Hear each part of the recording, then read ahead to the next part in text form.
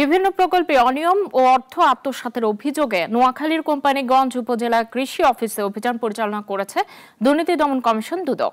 সোমবার দুপুর থেকে বিকেল পর্যন্ত চলে এই অভিযান। জানা যায়, কোম্পানিগঞ্জ কৃষি অফিসের কয়েকজন কর্মকর্তা ও কর্মচারীর যোগ সাজস্যে হারভেস্টার সহ বিভিন্ন কৃষি যন্ত্রপাতি কেনায় অনিয়ম, কৃষি ঋণ ও ভর্তুকির অর্থ আত্মসাতের তথ্য পাওয়া যায়। এ সময় অভিযোগের প্রাথমিক সত্যতা পাওয়া গেছে বলে জানান দুদক কর্মকর্তা।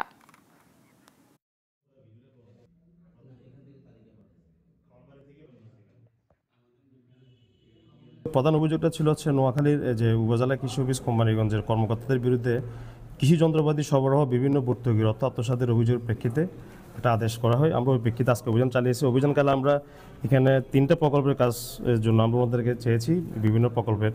এর মধ্যে একটা হচ্ছে আপনার হারভেস্টের ক্রয় বিক্রয় সংক্রান্ত প্রকল্পের, একটা হচ্ছে রাজস্ব খাত, একটা হচ্ছে পুষ্টি বাগান।